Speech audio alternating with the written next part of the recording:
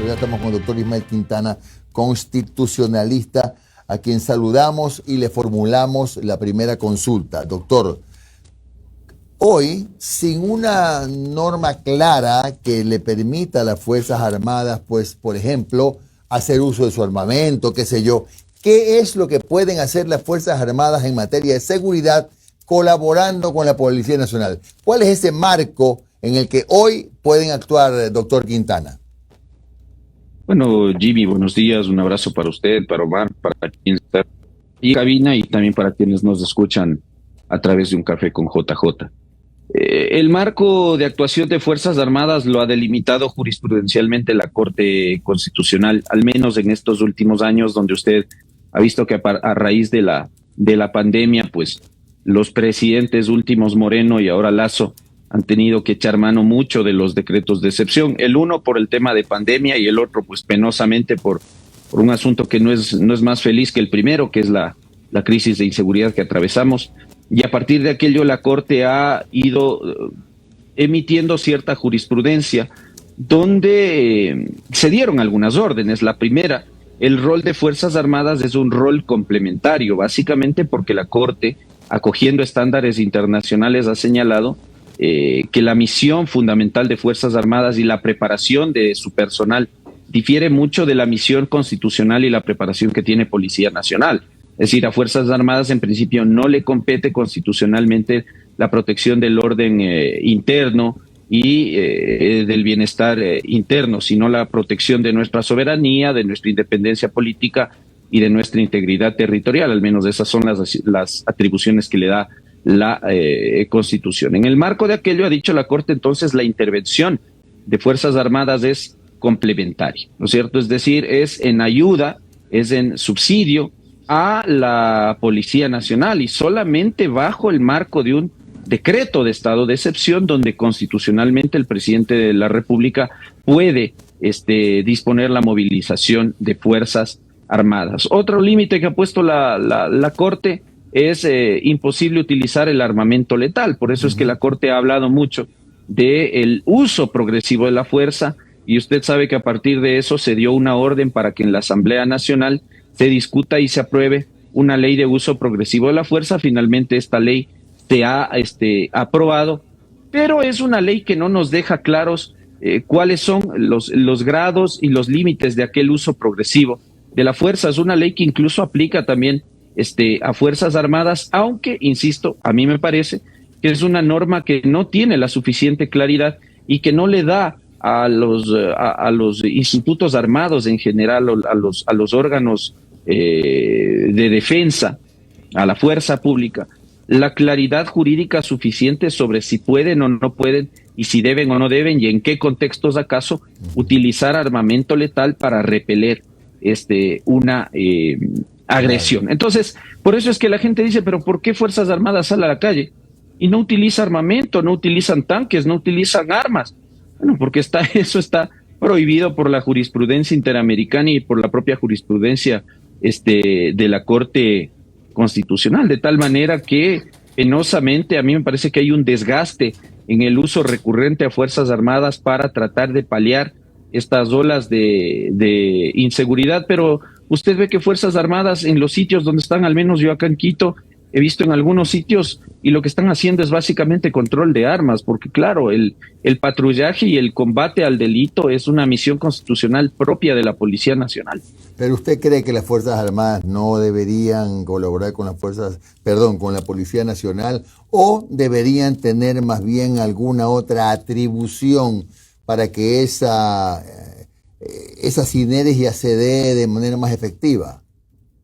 Me parece que el uso de Fuerzas Armadas debe ser lo último que se debería hacer desde la decisión estatal y gubernamental, porque cuando usted utiliza recurrentemente, o como está pasando acá, se malutiliza recurrentemente a Fuerzas Armadas, usted empieza a distraerla de su misión fundamental. Por eso es que, por ejemplo, yo no estoy de acuerdo con la reforma parcial que se está tramitando en la Asamblea Nacional, tal como no estuve de acuerdo con la enmienda de 2015 donde se hizo lo mismo.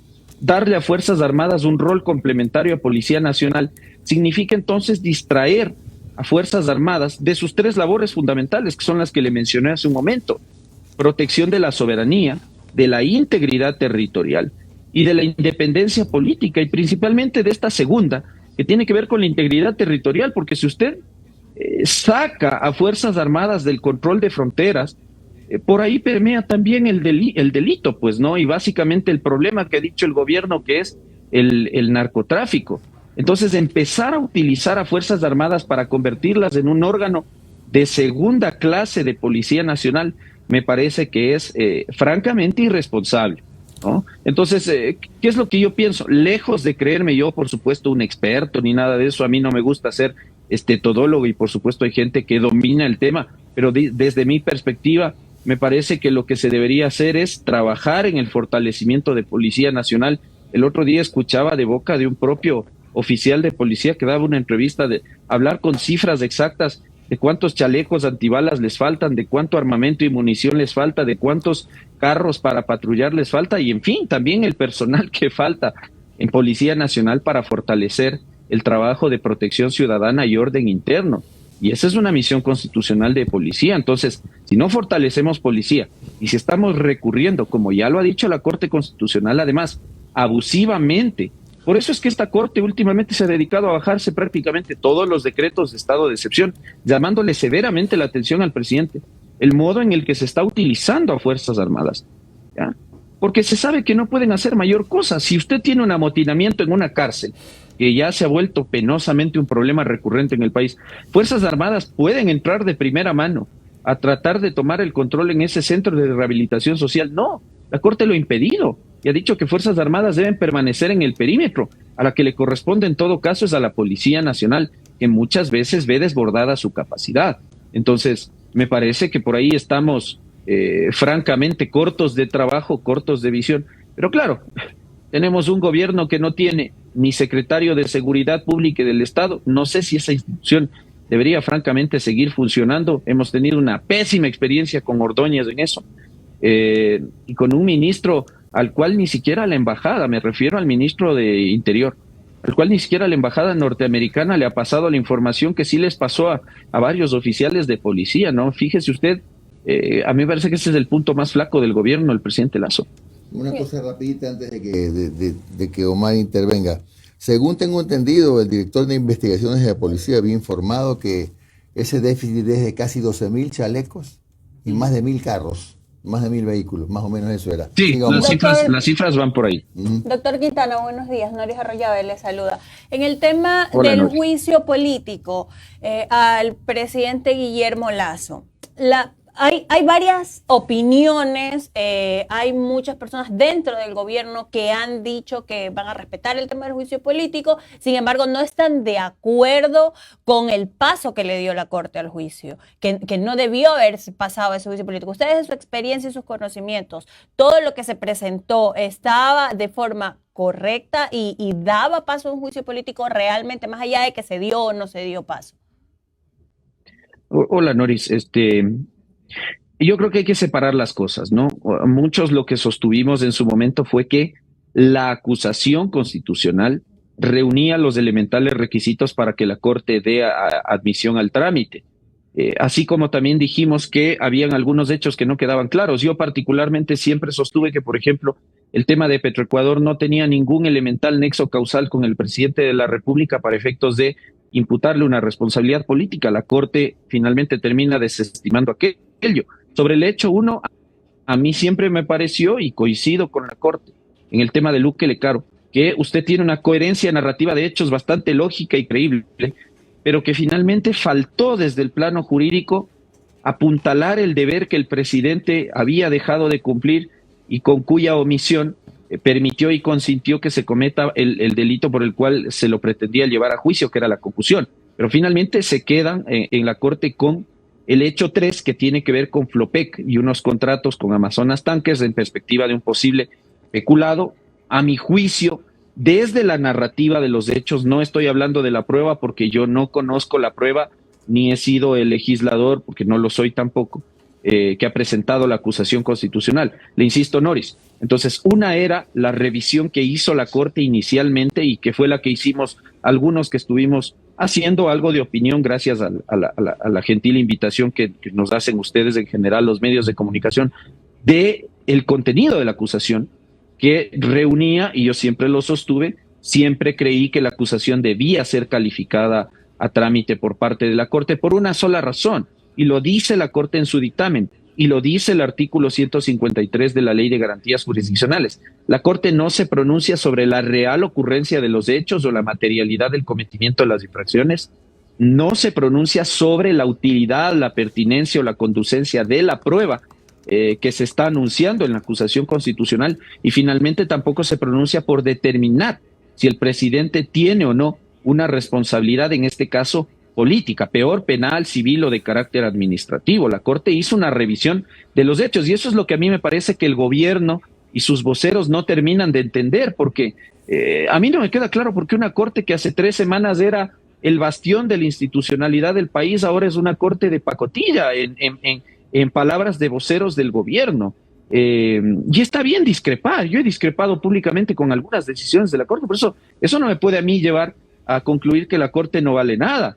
Es decir, la Corte vale cuando fallan a mi favor y me dan la razón en todo, y no vale nada cuando no me han dado la razón. Entonces, uno era eso, es decir, la revisión exclusivamente de la acusación constitucional. A la Corte no le correspondía otra labor que no sea esa, y por eso usted tiene un auto de admisibilidad, aunque parcial, pero finalmente que abrió la puerta al trámite del juicio político.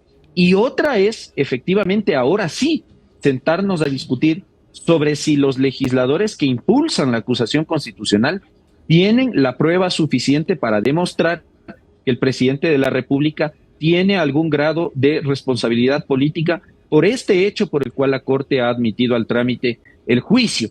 Y eso es lo que se está discutiendo en estos días precisamente ante la Comisión de Fiscalización: presentación de prueba de cargo, presentación de prueba de descargo, práctica también de alegatos, y en medio de eso, pues una comisión que tendrá que discernir sobre la base de esas pruebas y de esos alegatos si es que se puede elaborar un informe recomendando o no al Pleno de la Asamblea el juicio político al presidente. Doctor Entonces, Quintana, a mí me llamaría la atención, solo con esto concluyo, Noris, a mí me llamaría poderosamente la atención que se haya elaborado una acusación constitucional sin tener la prueba pertinente para demostrar cada uno de esos hechos que originalmente se le imputaron al presidente de la República. Sería francamente no solo vergonzoso, sino irrespetuoso que se haya llevado a juicio político, se haya promovido un juicio político sin tener la prueba. Yo no estoy diciendo que no hay prueba. Hacia allá iba mi pregunta, porque hay muchos asambleístas que están justificando o ya allanando un poco el camino al decir yo no voy a votar a favor del juicio político porque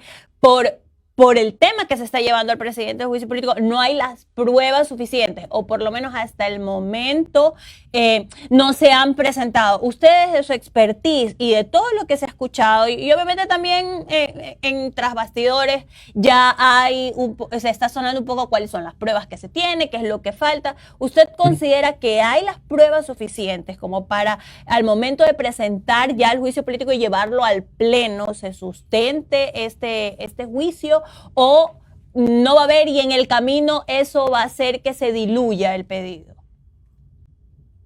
No le podría yo contestar eso porque no he tenido acceso al expediente de la Comisión de Fiscalización.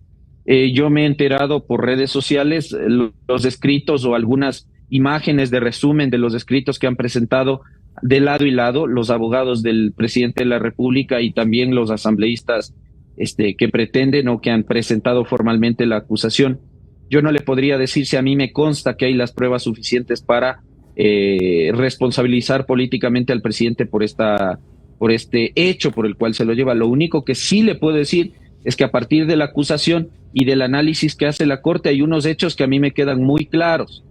Primero, al presidente Lasso no se lo está llevando a juicio político por los contratos firmados en 2018 y 2020. Sería irracional si la responsabilidad política nace a partir de que él asume la presidencia de la República.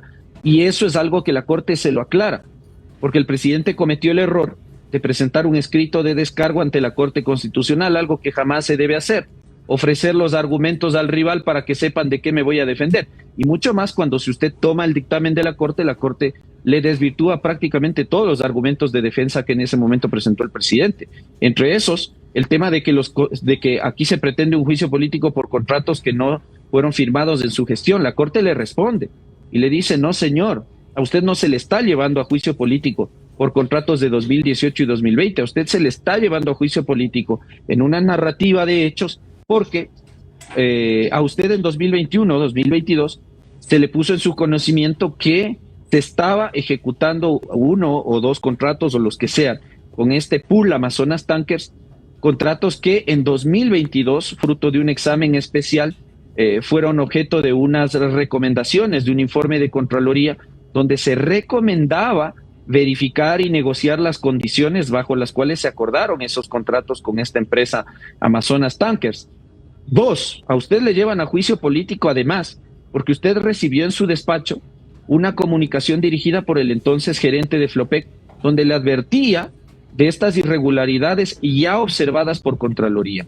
Y porque además le estaba advirtiendo que su directo delegado en EMCO-EP, el señor Luque Lecaro, habría estado presionando a Estupiñán para continuar con la ejecución de estos contratos. ¿Y usted qué hizo? Nada. Es decir, básicamente consintió que Luque Lecaro siga frente a EMCO y además coloque en Flopec a 2 personas, cuyos nombres ahora no me acuerdo, pero están citados en el dictamen de la Corte, que iban a estar ahí colocados como una especie de asesores de Flopec para efectos de encargarse de vigilar que el señor Estupiñán cumpla con las órdenes dadas o las presiones más bien, eso es lo que se dice en la acusación constitucional, las presiones que venían desde Hernán Luque Lecaro y el presidente no hizo nada. Esos son los hechos concretos. Sobre la base de eso es lo que debería discutirse ahora. Entonces, a mí me parece que en esta etapa en la comisión, de lado y lado, estamos desvirtuando la discusión, porque acá la defensa del presidente Lasso comete el severo error de creer que estamos frente a un proceso penal. Y eso no es así. La acusación constitucional no es un dictamen fiscal, ni el dictamen de la Corte es un auto de llamamiento a juicio, por si acaso. Pues acá no estamos buscando probar un peculado desde la perspectiva del derecho penal. Y eso lo deja muy en claro la Corte Constitucional en su dictamen. Acá estamos probando o buscando probar una responsabilidad política. Eso es por eso se ha llevado a cabo este juicio. Y los hechos son estos que le estoy diciendo. Doctor. ¿Hay pruebas sobre eso? Mis queridos amigos, no lo sé. ¿Ya? Pero, por ejemplo, decir que es que Flopec reporta utilidades, es que en 2022 no se firmó ningún contrato. Bueno, es que esa no es la discusión en el juicio político. Ahora, si es que también del otro lado, me refiero a los asambleístas acusadores, estamos pretendiendo meter en la discusión cuestiones ajenas, cuestiones que no han sido revisadas ni calificadas a trámite por la Corte, cuando la Corte ya determinó que este juicio no puede basarse en hechos, inferencias y pruebas ajenas al tema de Flopec y el peculado con Amazonas Tankers, entonces estamos violando una garantía del debido proceso y estamos arriesgando de que a futuro, ahí sí, a futuro, si es que se toma una decisión en el Parlamento con base en hechos, inferencias y pruebas ajenas al tema peculado y Flopec, el presidente pudiese ahí sí pedirle a la Corte o la Corte hacerlo de oficio, activar la fase de verificación del cumplimiento del dictamen con las consecuencias que ya sabemos. Porque ya Guillermo Lasso, bueno, la defensa de Guillermo Lasso, la semana anterior ya presentó ante la Corte un pedido para que active la fase de seguimiento del dictamen. ¿Cabe o no en estos momentos? Porque yo le consulté a un amigo abogado y me dijo, ¿sabes qué? Solamente puedo definir eso como pataleta. ¿Puede o no activarse en estos momentos la fase de seguimiento por parte de la Corte? No, con toda franqueza no procede. Es decir, en este momento donde estamos apenas en la mitad del camino, donde el juicio se está sustanciando en la comisión, yo no puedo hablar procesalmente del incumplimiento del dictamen porque el presidente no ha sido censurado y destituido, para empezar. O sea, tendrá que culminar todo el proceso. Efectivamente. Y peor pedir que se destituya a los asambleístas, porque entre líneas eso es lo que está pidiendo Lasso. Eso es otro más de los errores en los que ha incurrido la defensa del presidente de la República, ¿no? Pedirle a la Corte que arbitre una cuestión que no debe arbitrar. Y le voy a dar las razones. La primera, y ya la dije hace un momento, pero vuelvo a repetir, la Corte no, y lo dice en su dictamen, la Corte no tiene facultad para revisar hechos, pruebas, infracciones, responsabilidades.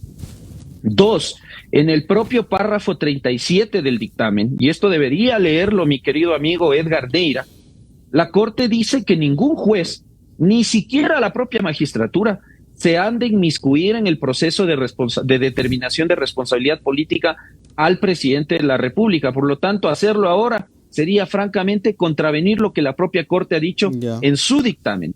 3, ¿a quién le corresponde discernir qué prueba es útil, pertinente y conducente en aras de demostrar o no, o de comprobar o no, que hay responsabilidad política presidencial? ¿A la Corte? No, le corresponde a la Comisión. Me explico de otra manera.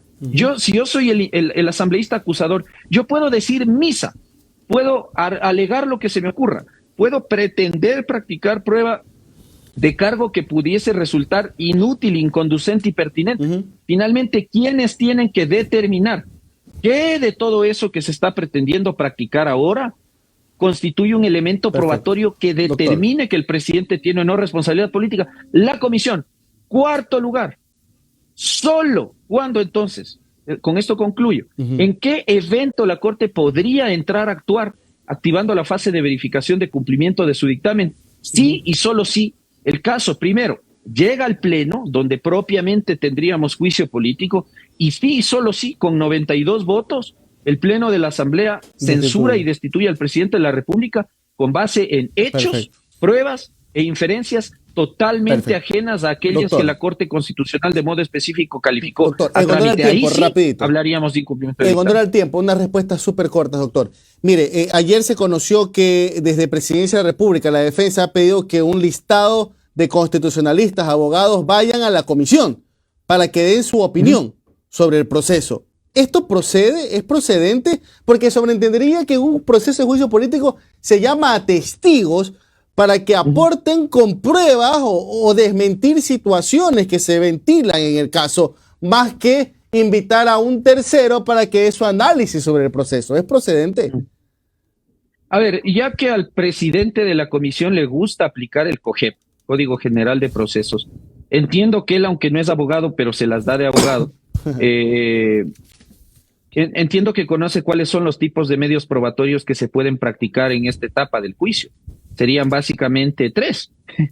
Prueba testimonial, prueba documental y prueba pericial. Vi eso que usted me indica, donde se está requiriendo la comparecencia de unos queridos colegas. Además, espero que ellos no se presten a este show que se está haciendo en la Comisión de Fiscalización, que es francamente vergonzoso de lado y lado. ¿En calidad de qué? ¿Testigos de qué son ellos?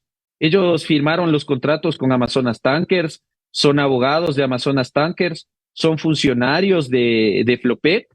¿Qué conocen ellos sobre los hechos por los cuales se ha presentado la acusación constitucional contra el presidente? Porque cuando yo pido, como se pide en ese escrito, y discrepo profundamente con mi buen amigo Juan Pablo Ortiz en la manera en que se lo está pidiendo, ellos no son testigos de nada. Si es que yo lo que quiero pedir es la comparecencia de un experto para que dé un criterio en calidad de experto, eso se llama prueba pericial. Y para que haya prueba pericial según el COGEP, por eso digo, si al legislador Villavicencio le gusta el COGEP, aplíquelo a rigurosidad. Para que se admita como prueba válida en un proceso, una prueba pericial, esa persona tiene que estar acreditada como perito ante el Consejo de la Judicatura. No sé si mis buenos 10 amigos que están ahí son peritos calificados por el Consejo de la Judicatura, porque además de ese listado hay algunos que son funcionarios del gobierno. Mario Cubi, viceministro de gobierno.